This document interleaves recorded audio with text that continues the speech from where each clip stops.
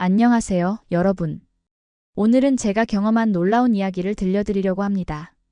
여러분은 혹시 치매라는 병을 알고 계신가요? 기억을 잃어버리는 병이죠. 저는 그 병을 연구하는 과학자였습니다. 차갑고 딱딱한 데이터만 믿던 제가 어떻게 한국에서 진짜 사랑을 찾게 되었는지, 그 과정에서 배운 인생의 가장 소중한 깨달음을 나누고 싶습니다. 제 이름은 엘리사 하이든, 캐나다 국립과학원의 AI 뇌신경 연구소 수석 연구원입니다. 수치와 데이터만 중요하다고 생각했던 저에게 한국의 정과 따뜻함은 어떤 충격을 주었을까요?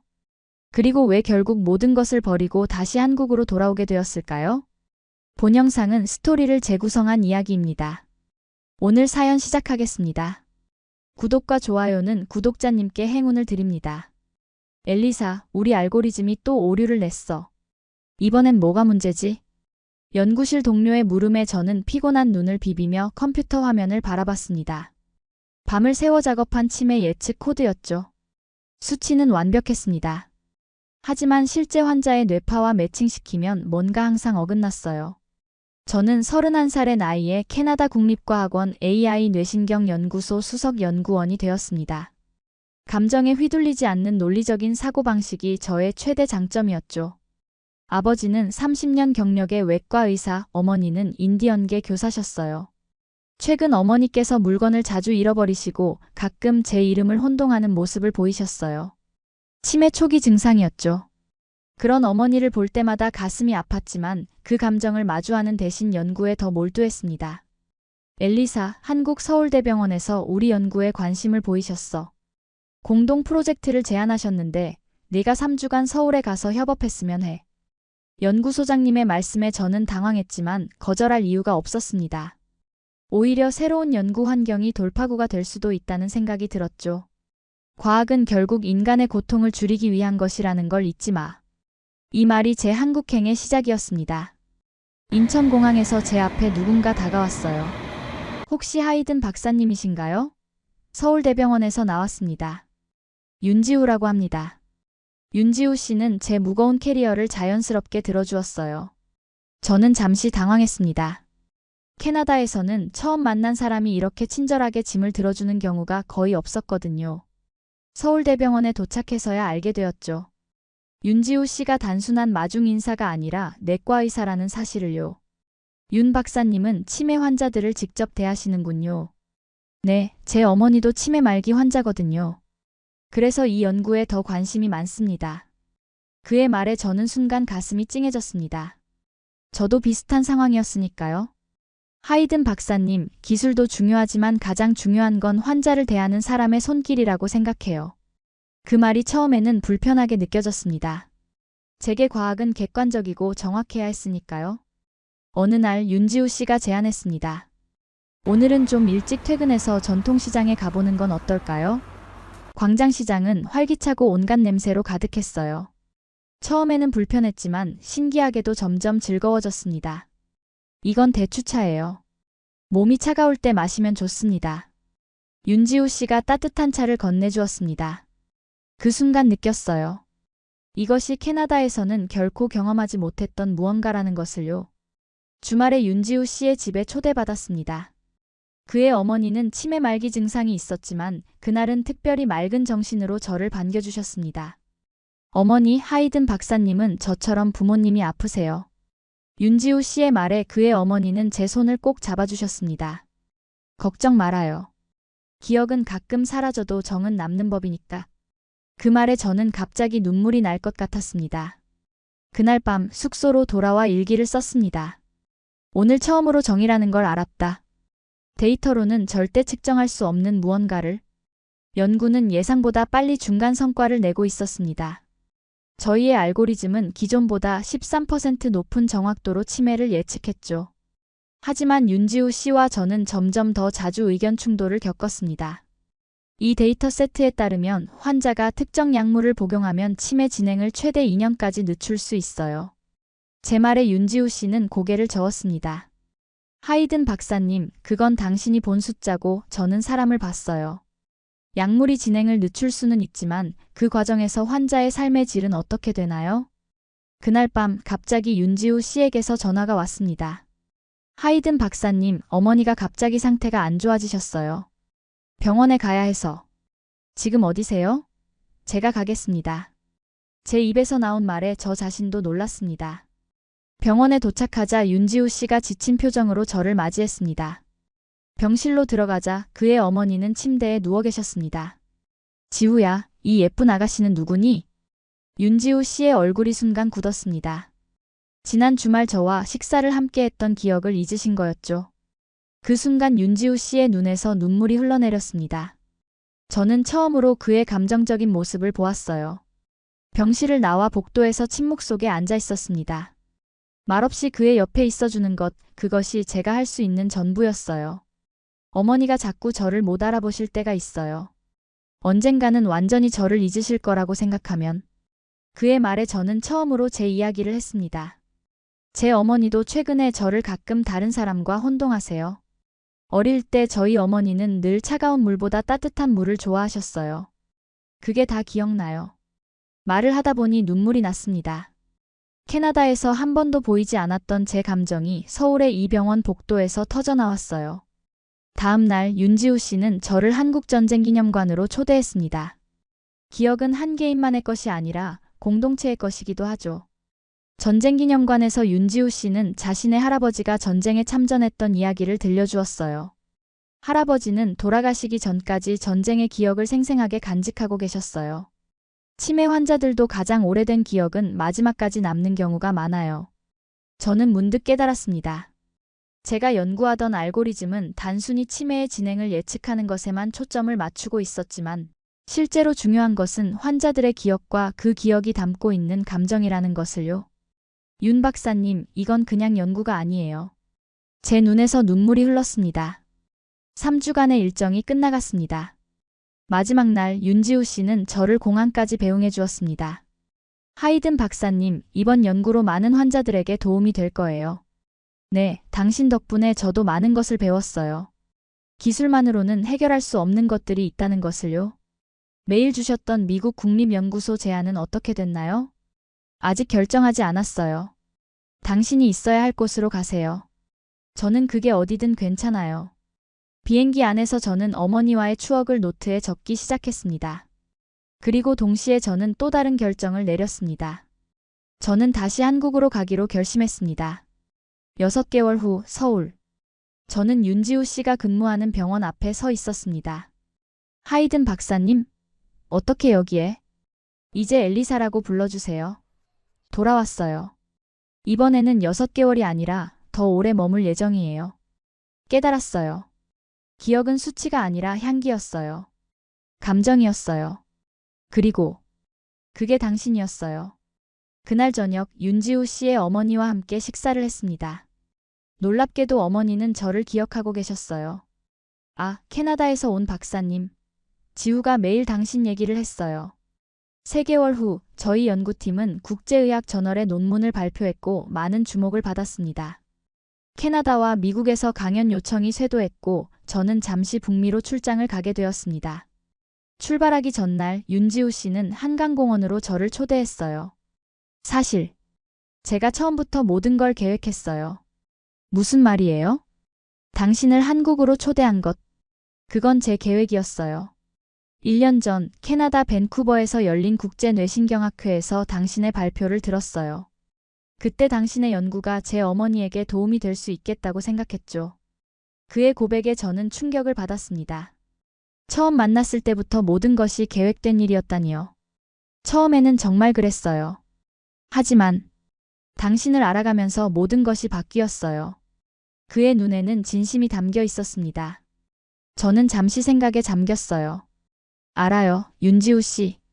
저도 처음에는 단지 연구를 위해 왔지만 이제는 다른 이유로 이곳에 있어요. 1년 후 저희의 연구는 세계적으로 인정받게 되었습니다.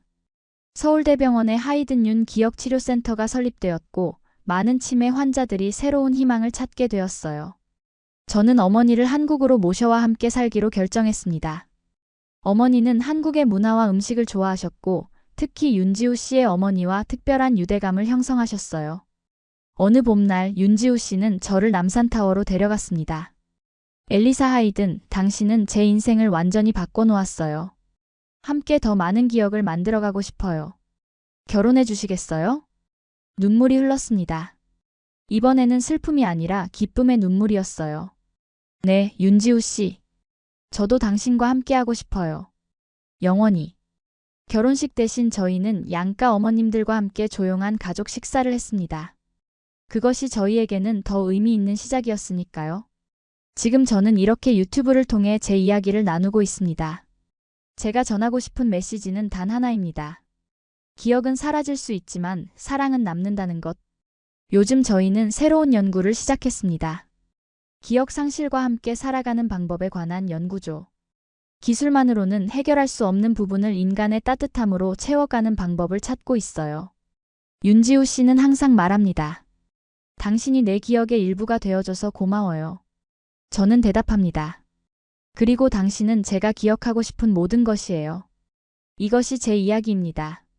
논리와 이성만을 믿던 과학자가 한국에서 찾은 진정한 의미의 사랑과 기억에 관한 이야기입니다. 때로는 가장 멀리 떨어진 곳에서 가장 가까운 무언가를 발견하게 된다는 것, 그것이 인생의 가장 아름다운 반전이라는 것을 기억하세요. 감사합니다, 여러분. 다음 이야기에서 또 만나요. 오늘은 제가 경험한 가장 놀라운 이야기를 들려드리려고 합니다. 저는 마르코 페레이라 국제인프라평가단의 수석평가관이죠. 영국 출신으로 20년간 전 세계의 도로, 교량, 댐, 공항 프로젝트를 평가해왔습니다. 하지만 제 경력 중 한국의 울릉도 공항만큼 제 생각을 완전히 바꿔놓은 프로젝트는 없었어요. 대한민국 동해 그 푸른 파도 위에 불가능을 가능으로 바꾸는 기적이 일어나고 있습니다. 인구 1만여 명의 작은 섬 울릉도에 5천억 원을 들여 공항을 만드는 프로젝트입니다. 이건 단순한 공항 건설이 아닙니다. 바다를 메워 땅을 만들고 그 위에 하늘길을 여는 대담한 도전이지요. 처음에는 단순한 평가 업무라고 생각했던 일이 제 인생의 전환점이 될 줄 몰랐습니다. 숫자와 경제성으로만 판단했던 제 시각이 완전히 바뀌는 경험이었죠. 이 이야기는 비용과 편익을 넘어서는 가치에 관한 것입니다. 한 나라가 국민을 위해 불가능에 도전하는 열정, 그리고 경제 논리를 뛰어넘는 인간 중심의 인프라가 무엇인지 보여주는 여정이에요. 지금부터 들려드릴 울릉도 하늘길을 만드는 이야기는 아마 여러분의 가슴도 뜨겁게 할 겁니다. 작은 섬의 큰 도전 속에서 우리는 진정한 공항의 의미를 새롭게 발견하게 될 테니까요. 본 영상의 내용은 실제 사건을 기반으로 하나 개인정보 보호 및 극적인 연출을 위해 내용 및 인물은 일부 각색되었습니다. 2018년 싱가포르 국제 인프라 포럼. 세계 120개국의 인프라 전문가들이 모인 화려한 마리나 베이센즈 컨벤션 센터에서 저는 한국 대표단의 발표를 지켜보고 있었습니다. 한국 대표는 자신감 넘치는 목소리로 동해에 위치한 울릉도에 바다 위 해상공항을 건설할 계획을 발표했어요. 높이 28m, 무게 16,400톤의 케이슨 30개를 바다에 설치하여 활주로를 만드는 프로젝트입니다.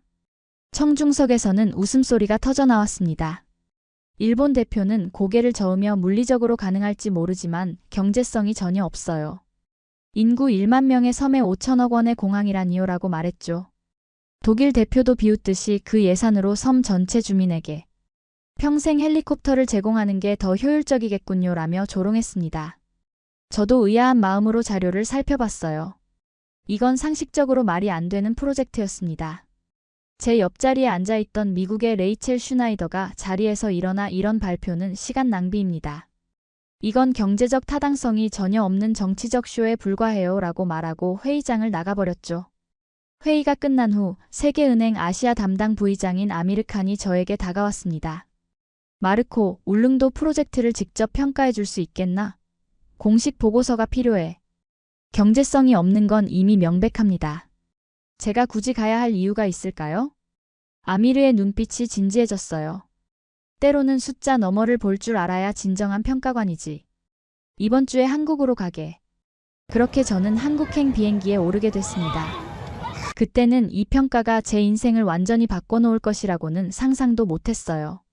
서울에 도착한 첫날, 국토교통부에서 형식적인 브리핑을 받았습니다. 울릉도 공항의 경제성 지표는 0.77입니다. 담당자의 말에 저는 고개를 저었어요. BC 지표가 1 미만이면 경제성이 없다는 뜻이니까요. 이런 수치로는 세계은행 융자는 불가능합니다.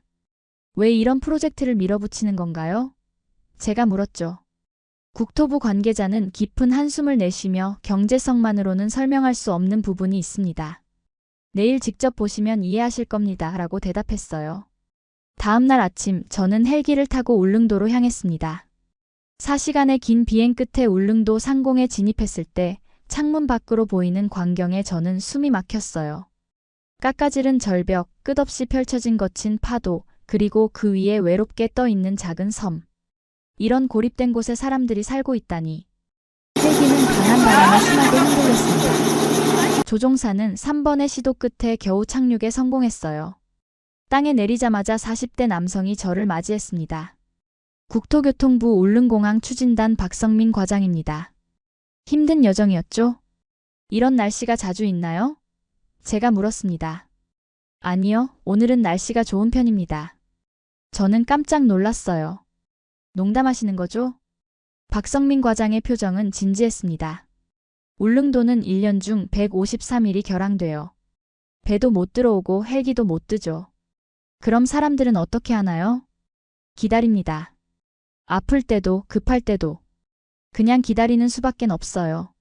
박성민 과장의 눈빛이 무거워졌습니다.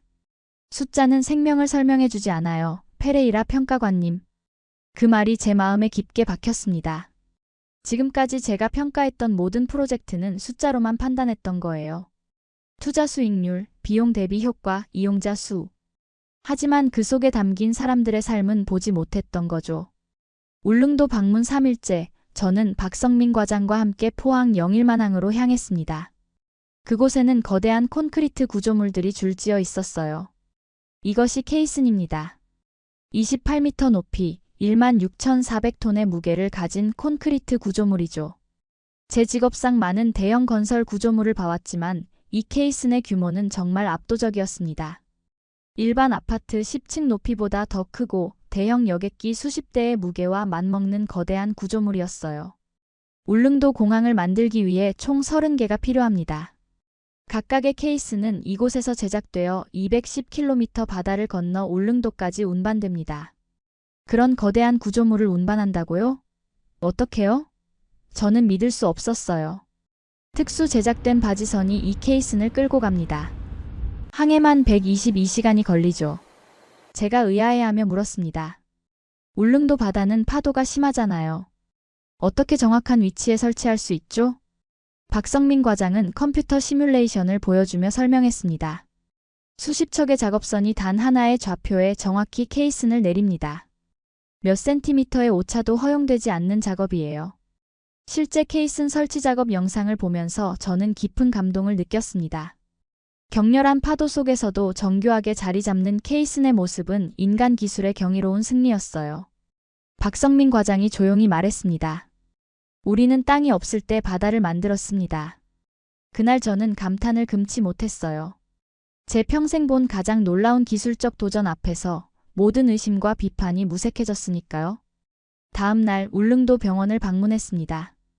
외과 전문의가 단 한 명뿐인 작은 병원이었어요. 의사의 얼굴에는 피로가 가득했습니다.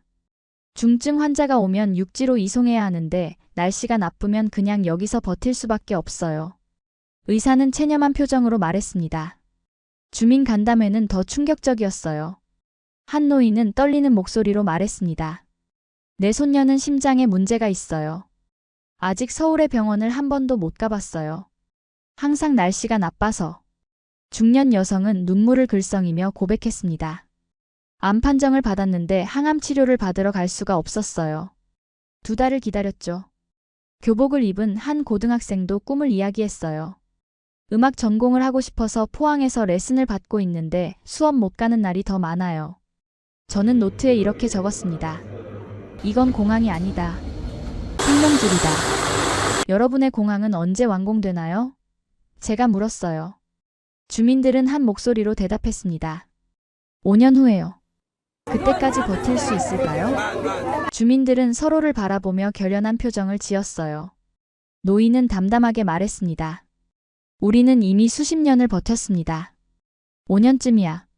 그 순간 저는 이 프로젝트의 진정한 의미를 깨달았어요. 이것은 단순한 교통 인프라가 아니라 한 섬 주민들의 생존과 직결된 생명줄이었던 거예요. 울릉도 방문 5째 날, 저는 가두봉 공사 현장을 방문했습니다. 울릉도 공항 건설의 또 다른 도전은 환경 문제였어요. 산을 깎아내는 공사 장비들의 소음이 귀를 찢었습니다. 박성민 과장이 설명했어요. 가두봉산을 깎아 암석을 바다에 투입합니다. 이렇게 바다를 메워야 공항이 들어설 땅이 생기죠. 그때 환경단체 활동가들이 항의하는 모습이 보였습니다. 이건 생태계 파괴예요. 울릉도의 자연을 죽이는 행위입니다. 저는 걱정스러운 마음에 물었어요. 환경 문제는 어떻게 해결하려고 하시나요? 김도연 단장이 국토부 환경보건 설계안을 보여주었습니다. 보건식 초목 이식, 비산먼지 차단망, 해양 차단막. 모든 방법을 동원하고 있어요. 하지만 원래대로 복원될 수 있을까요? 김도연 단장은 솔직하게 대답했습니다. 완벽한 복원은 없어요. 하지만 우리는 훼손이 아니라 전환을 하고 있습니다. 이 희생이 울릉도 주민들의 생명을 살리는 선택이라면 저는 자연과 공사 현장을 번갈아 바라보았어요. 파괴냐 공존이냐라는 딜레마 앞에 서 있었습니다. 저는 환경 보호를 중시하는 사람이지만 이런 상황에서는 무엇이 더 중요한지 판단하기 어려웠어요. 울릉도 방문 6째 날, 저는 또 다른 논쟁의 중심에 서게 됐어요. 활주로 길이 문제였습니다. 현재 계획된 활주로 길이는 1200m입니다. 박성민 과장이 울릉도 공항 설계도를 보여주며 말했어요. 국제 기준에 비하면 상당히 짧네요. 예산 문제로 이것이 최대예요. 추가 연장은 불가능하다는 게 정부 입장입니다. 그때 기상 전문가가 울릉도의 강풍 영상을 보여주었습니다. 파도가 치는 모습이 정말 위협적이었어요. 울릉도의 강풍과 악천후를 고려하면 안전을 위해 최소 1500m의 활주로가 필요합니다. 주민대표가 서명지를 들고 나섰어요. 우리 섬에 오는 비행기가 자주 회항하면 무슨 소용이 있겠습니까? 주민 80% 이상이 활주로 연장에 서명했습니다. 저는 밤새 공항 설계 기준과 기상 자료를 비교 분석했어요. 결론은 명확했습니다. 이 300m는 단순한 거리가 아니에요. 안전과 불안 사이의 경계선이죠. 박성민 과장은 안타까운 표정으로 말했어요. 알고 있습니다. 하지만 우리에겐 예산이라는 현실이 있어요. 저는 진지하게 물었습니다. 그럼 울릉도 주민들은 또다시 기다려야 합니까? 이번엔 공항이 있어도 비행기가 못 오는 날을 기다리면서요? 이 문제는 쉽게 해결될 것 같지 않았어요. 하지만 저는 보고서에 이 문제를 반드시 담기로 결심했습니다. 울릉도 방문 마지막 날 정말 뜻밖의 일이 벌어졌습니다. 보안 등급 기밀이 표시된 국방부 비공식 브리핑룸으로 안내받은 거예요. 이 내용은 공식 보고서에 포함되지 않습니다. 국방부 관계자는 조용히 말했어요. 그리고 동해 전략 지도를 펼쳤습니다. 울릉도와 독도 위치가 표시되어 있었어요. 울릉공항은 동해 전략 거점입니다.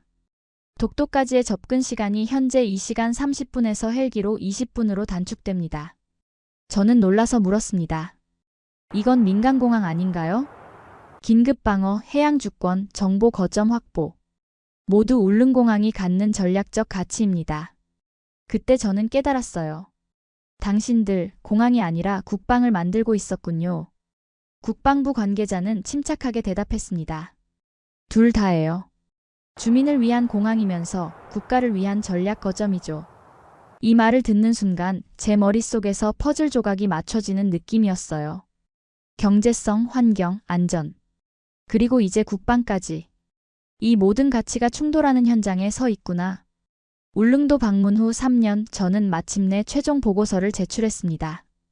그동안 울릉도 공항 건설은 61%의 공정률을 보이고 있었어요. 예상보다 지연되고 있지만 포기 없는 현장의 모습이 인상적이었습니다. 보고서의 제목은 울릉공항 하늘과 바다 사이에 놓인 의지였어요. 결론 부분에 저는 이렇게 적었습니다. 기술이 국민을 위해 어디까지 갈 수 있느냐는 질문에 울릉도는 가장 조용하지만 가장 명확한 대답이었다. 그리고 마지막 문장. 울릉공항은 공항이 아니다. 이건 한국이라는 나라가 국민에게 보내는 약속이다. 세계은행 본부에서 제 발표를 듣는 각국 대표들 앞에서 저는 솔직하게 말했습니다. 처음에 저는 이 프로젝트를 경제적 낭비라고 생각했어요. 1만 명을 위한 5천억 원의 공항이라니 말도 안 된다고 생각했죠. 그리고 제가 본 울릉도 주민들의 현실을 전했습니다. 아픈 아이를 안고 헬기를 기다리는 어머니, 치료를 받지 못해 고통받는 노인들, 꿈을 포기해야 했던 학생들. 그러나 숫자만으로는 설명할 수 없는 가치가 있어요. 생명의 가치, 희망의 가치, 약속의 가치.